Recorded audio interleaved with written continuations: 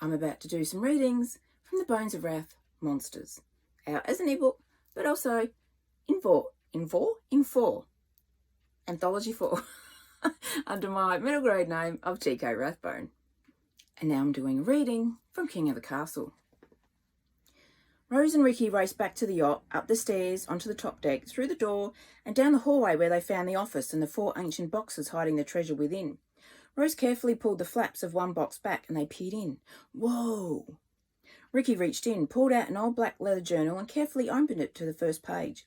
This is Vess's journal, number 5, 1858. Whoa! That's old. How'd it last so long? He flipped through the pages to find equation. It looks like maths. It probably lasted that long because they were in a laboratory. Maybe the cold kept it intact. Rose lifted a second journal and opened it. This is Vess's journal, number 6, 1858. She quickly checked all of them in the box and found them to be from the same year, and all looked to be specifically about detailing the plant life that he'd found. Not much here, just about plants. Let's check out the next one. She pulled the second box over and opened it. Whoa! Holding up a small skull, she figured it was some sort of monkey from the shape and structure. She set it aside and opened another journal. This is Vess's journal, number 1, 1859. Turning the pages, she noticed it was a detailed list of animal species. Her paternal great-great-grandfather had even drawn pictures of each species. Many were birds, some rodents, and similar familial species, such as beaver-type animals and small kangaroos or wallabies, bugs, beetles, and arachnids. She checked the other journals in the boxes and found similar drawings. Look at this, Ricky had unrolled a parchment on the desk. It's the island. How did he chart the island without an aeroplane? The old-fashioned way, Rose grinned, by using longitude and latitude, time to sail around the island, to knots versus miles, and probably explored a lot of it. He was here for over 30 years. Yeah, but not all at once. Ricky gently ran his fingers over the faded green of the forests, and they landed on a familiar face. Hey, this looks like an ape. Look, here are its eyes, nose, and mouth. He pointed to the black dots on the other side of the island. Rose glanced at it. It does look like a skull, but that could just be coincidence. Let's see what else is in the box. She pulled out more parchments and journals. Rolling the flimsy paper out, they saw more detailed sketches of the island, mountain ranges, pools, trees, and rocks. Their great-great-grandfather had mapped it all out. Rose laid the last parchment on the table and stared at the drawing on it. So did Ricky. They breathed in, their eyes widened, and their mouths turned into O shapes. Whoa! That can't be real, Ricky barely managed. It looks so huge. It can't be that big, Rose added, taking in the scale of the creature compared to the mountain range beside it. Surely he made it up. It's not possible. It can't be real. Her finger traced the ape-like figure from top to bottom. It can't possibly be as large as the mountains. That would be impossible. Why would great-great-grandfather lie about it? Ricky flipped through the journals and came across another picture. Look, let's see what it says. Peering closely, he managed to make out the professor's scrawl. Large, ape-like creature, many times larger than normal, 10, maybe 20 times, as large as the mountain range dividing the island.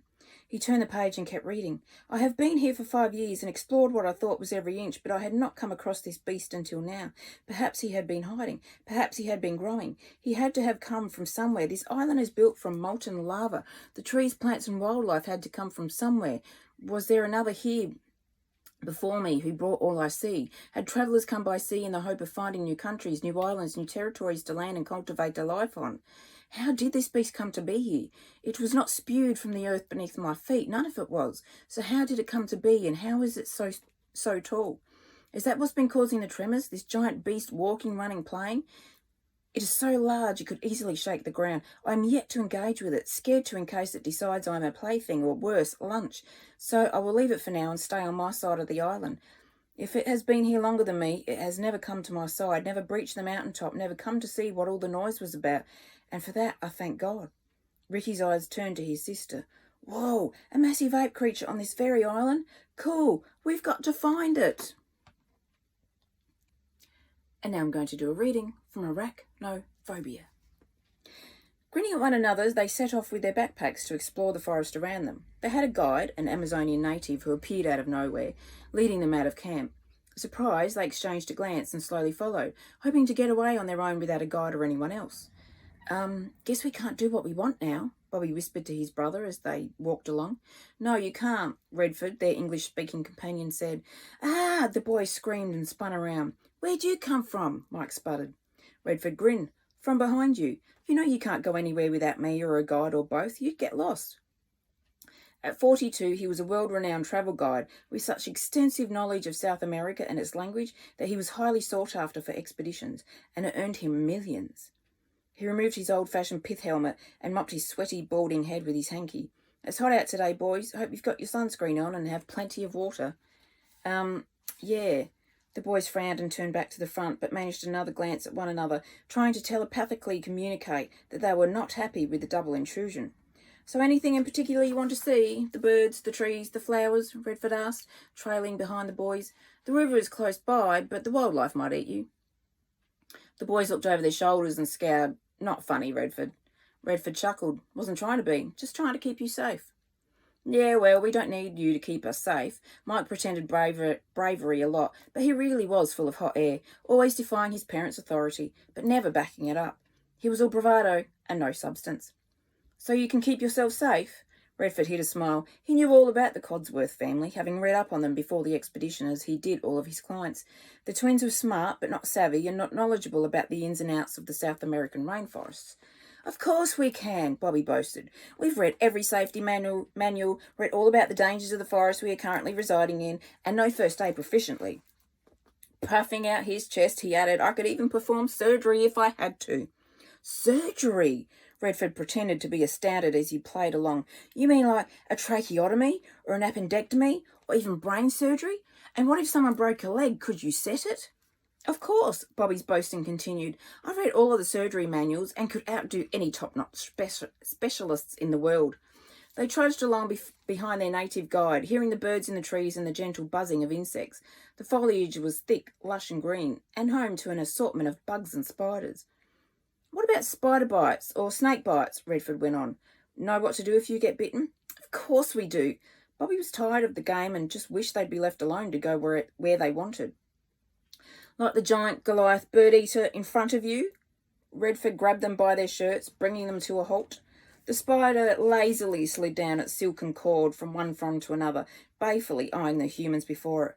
Crikey! Mike exclaimed, his eyes wide to take it all in. Look at the size of that mother! And you know it's a mother how? Redford asked, waiting while their guide slowly slid his machete under the frond. With a sharp flick, the guide flung the frond to the right, and the spider went flying. With a grunt, he waved them on with his machete.